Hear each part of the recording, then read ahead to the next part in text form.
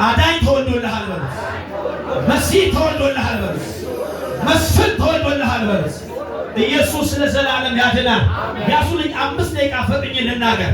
በትንቢተ ኢሳይያስ ምዕራፍ 9 ላይ እግዚአብሔር አምላክ በነብዩ በኢሳይያስ በኩል ከ450 ዓመት በፊት ስለሚመጣው መስፍን ስለሚመጣው አዳኝ ሰዎችን ከጨለማ ስለሚያወጣው ከሞት ስለሚያወጣው የተነበየው ትንቢት ነው። እሱን ፈጠን አድርጌ እናገራለሁ። ክብር ለጌታ ለኢየሱስ ይሁን። ዛሬ የምናከብረው ወይም የጌታችን ኢየሱስ ክርስቶስ የልደት መታሰቢያ በዓል ምክንያት የማደርገው ከዛሬ 2000 ዓመት ምናምን በፊት የተወለደ ንጉሥ ነው። አሜን ነው ወይ? እኛ ግን በስጋ ተወለደ እንበለው እንጂ እሱ ከዘላለም በፊት የነበረ ነው። አንድ ሰው አሜን ይበላል። አየህ መጽሐፍ ሲናገር ለዘመኑ ፍጻሜ የለውም። ወይኔ ለዘመኑ እኛ እኮ እንድንረዳው እኛ እንዲገባ የማዳን ስርዓትና የማዳን ኃይል ይዞ ከድንግል ማርያም ተወለደና ሰው እንደሚኖር 30 ምናምን ዓመት ኖረ። ከዛ የኢየሱስ ዕድሜ 30 ምናምን ዓመት አይደለም። ዕድሜው 30 ምናምን አይደለም። እሱ ለዘላለም የሚኖር ከዘላለም በፊት የነበረ ነው። አሜን ነው ወይ? የሆነ ሻማ ለኩሰ ሲጠፋ የሚጠፋ በዓመት የምታከብርለት አይደለም። እሱ መንፈስ ነው። እሱ አምላክ ነው። እሱ አዳኝ ነው። እሱ ጌታ ነው።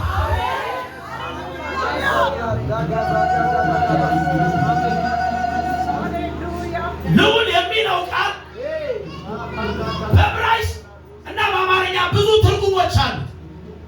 አቻ የሌለው ብቸኛ ወይ የሰማችሁ ነው።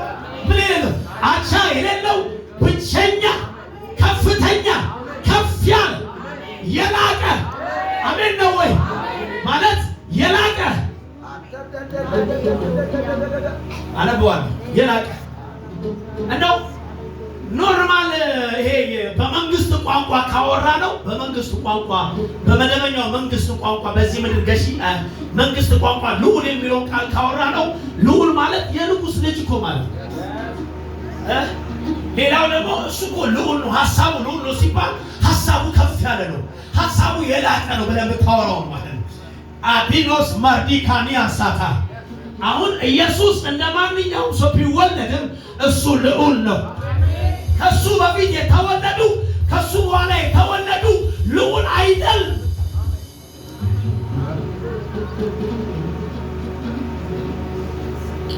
እንዲህ ላይ ቁጥር 1 ትንቢተ ኢሳይያስ ምዕራፍ 9 ቁጥር 1 ትንቢታዊ ቃል ነው። ያ ትንቢት ደግሞ ተፈጽሟል። አሜን ነው፣ ተፈጽሟል። እንዲህ ላይ ነገር ግን ተጨንቃ ለነበረች ጨለማ አይሆን። አንድ ሰው አሜን ይበላል። ተጨንቃ ለነበረች ጨለማ አይሆንም። ይሄ ልዑል ሲመጣ ይሄ ልዑል ሲወለድ ጨለማ ከሰው ልጆች ይገፈፋል። አንድ ሰው ይውሰድ አሜን ብሎ ጨለማ ከቶ አይሆንም። ከዛ እንደዚህ ይላል በመጀመሪያው ዘመን የዛብሎን የንፍታሌም ምድር አቃለለ፣ በኋለኛው ዘመን ግን በዮርዳኖስ ማዶ በባህር መንገድ ያለውን የአሕዛብን ገሊላ አከበረ። ምን አይነት ቃል ነው? ይወዳች በመጀመሪያው ዘመን ይልና ትንሽ ቆይቶ በመጀመሪያው ዘመን የተከናወነውን ነገር አውርቶ በኋለኛው ዘመን ደግሞ የተከናወነው ይናገራል። በመጀመሪያው ዘመን የዛብሎንን ምድር ምን አረገ? አቃለለ፣ አዋረደ። ይሄ የሚናገረው ቃል ምንድን ነው? በመጀመሪያው ዘመን የሚለው ሰው በጭንቅ ውስጥ የነበረበት ኢየሱስ ክርስቶስ ከመምጣቱ ከመወለዱ በፊት የነበረው ስደት፣ የእስራኤል መማረክ፣ በመከራ ውስጥ መኖራቸው፣ በጭንቅ ውስጥ መኖራቸው ነው የሚናገረው። ያ የመጀመሪያው ዘመን የመጀመሪያው ዘመን የሚያስረሳ የመጀመሪያው ዘመን ኋላ የሚያርግ ሌላ አንድ ዘመን መጣ። አሊኮንቶላ ባኒያሳ አንድ ሰው ድምፁን ከፍ አድርጎ ዘመን መጣ ይበላል። አልሰማሁም በላ። አሁን እናንተና መድኃኒዓለም ተወለደ ብለው እላይ ሰፈር እንደሚያከብሩት አይደለም እኛ የምናከብሩት። አቻ አድርገውት ከሆነ ፐርሰን ጋር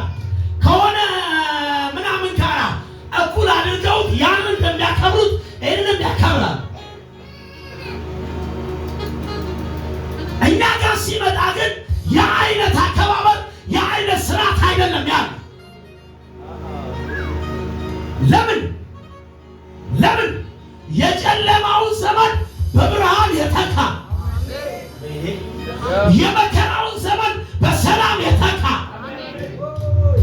የጭንቁን ዘመን በእረፍት የተካ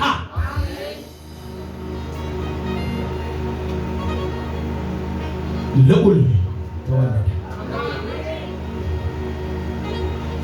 የአሕዛብን ገሊላ ምን ያደርጋል? ያከብራል። ልዑል ሲወለድ ክብር ነው የሚሆነው። የተዋረደ ሕዝብ ይከብራል። ትቢያ አፈር አመድ የለበሰ ሕዝብ ማለት ነው አክሊል ይለብሳል። አሜን ነው ወይ? ለምን? ልዑል ተወልዷላ። ደስ እያላችሁ ዛሬ ከዚህ ቤት እንድትወጡ አሳስባችኋለሁ። የተወለደው መስፍን በጭንቅ እንድንኖር አይደለም ይላል። በጨለማ የሄደ ሕዝብ ብርሃን አየ። ይሄ ልዑል ሲወለድ፣ ይሄ መስፍን ሲወለድ በጨለማ የነበረ ሕዝብ ብርሃን አይቶ የማያውቅ ሕዝብ በድንግዝግዝ ይመላለስ የነበረ ሕዝብ ታላቅ ብርሃን በራለት። ቃሉ የሚያወራው ስለማንም አይደለም፣ ስላንቺ ነው፣ ስላንተ ነው። ካጠገባችሁ ላለው ሰው ብርሃን በርቶልሃል በለው። በደንብ ንገረው። እሱ ብቻ አይደለም፣ በሞት ጥላ ሀገር ለኖሩ ብርሃን ወጣላቸው። የሞት ጥላ ተገፈፈ። ይሄ ልዑል ሲወለድ ሞት ከኔ ላይ ተነሳ። በኢየሱስ ሞት ካንቺ ላይ ተነሳ። ልዑል ነው ሞቱን የገፈፈው። ልዑል ነው ሞትን ያነሳው። የሆነ ሕፃን ተወለደ ብለን ከርቤ ዕጣን መጣለት ብለን ብቻ አይደለም እናቆመው። አየህ፣ ያ መጽሐፍ ሲናገር ኢየሱስ በመወለዱ ሄሮድስ ደነገጠ ይላል። ትጥቁ ተፈታ፣ አቋሙ እንዳለ ተብረከረከ። ምክንያቱም የሆነ ሕፃን ተወለዳለም የተባለው ንጉሥ ተወለደ። አርባ ካሜ በለኛ ምን ተወለደ? ንጉሥ ተወለደ። አየህ ብለህ እኛ ሀገር እንደምናደርገው የባህላዊ ነገር በልተህ የምትተውለት ከዛ በኋላ የሆነ ነገር የምታደርገው አይደለም። ንጉሥ ነው፣ ንጉሥ ያው ገና ተወልዶ ንጉሥ የተባለለት ተሰቅሎ እንኳን ማለት ነው ንጉሥ የተባለለት ላይ ላይ ተጻፈለት የአይሁድ ንጉሥ ኢየሱስ ይሁን። ለምን አንሳ ሲባል አንዴ ብያለሁ አይደል? አንዴ ብያለሁ፣ አንዴ ተናግሬያለሁ፣ ሆኗል። በቃ ኢየሱስ ለዘላለም ያድናል። አሁን ኢየሱስ ተወለደ ስንል ንጉሥ ተወለደ እያለ ነው። ኢየሱስ ተወለደ ስንል ልዑል ተወለደ እያለ ነው። ኢየሱስ ተወለደ ስንል መስፍን ተወለደ እያለ ነው። ኢየሱስ ተወለደ ስንል ጨለማ ከኛ ላይ ተመታ እያለ ነው። በሞት ጥላ ለሚኖሩ በዛ ሀገር ለሚኖሩ ብርሃን ወጣላቸው። አሜን ነው። አሁን የሞት ጥላ እኔን አይከታተለኝም። የሞት ጥላ በኔ ዙሪያ የለም። በጌታ በኢየሱስ ክርስቶስ የሞት ጥላ በኔ ዙሪያ የለም። ሊብራና ካንታላራ ጥላ እኮ ከኋላ የሚከተል ነው። ጥላ እኮ በሄድክበት መሄድ ነው አይደለም? አሁን እሱ መጥቶልኛል፣ እሱን አንስቶልኛል።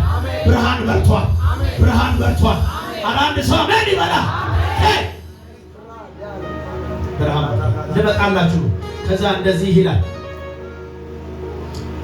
ሕዝብን አብዝተሃል፣ ደስታንም ጨምረህላቸዋል።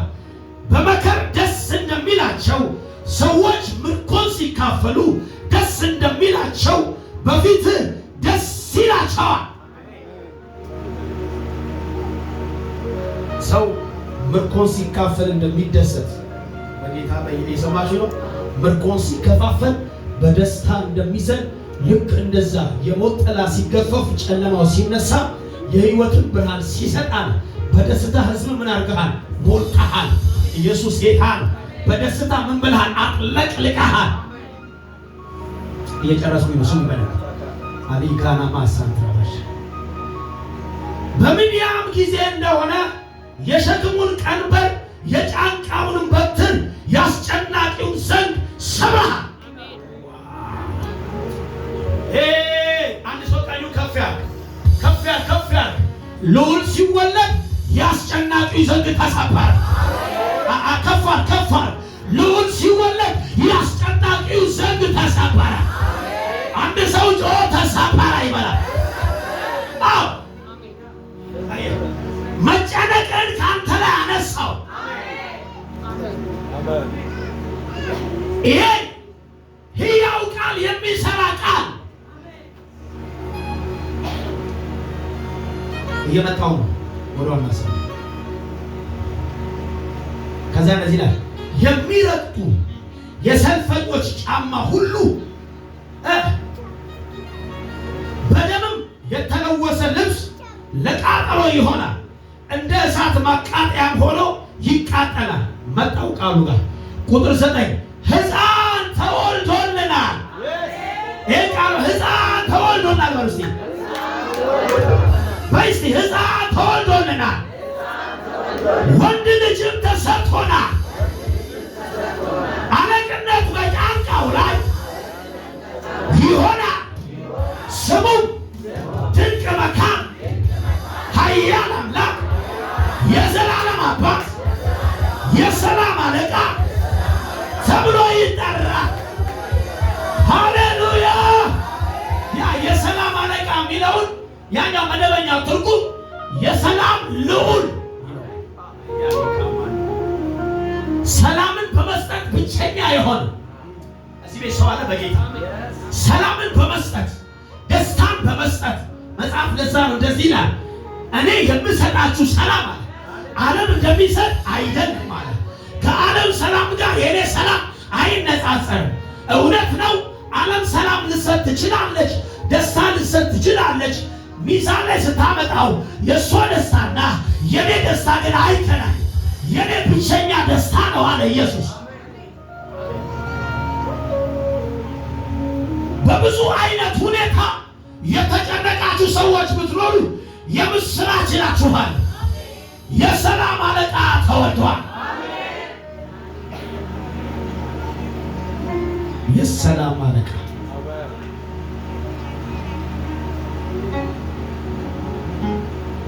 በምንም ሁኔታ ቢሆን የማይነጠቅ ደስታ እኛ ውስጥ ጨምሯል በልጁ በኢየሱስ። አሜን ናችሁ? ካጠገባችሁ ላለ ሰው ንገሩት፣ ልዑል ተወልዶልሃል። እልልታም ጭብጨባ ለጌታ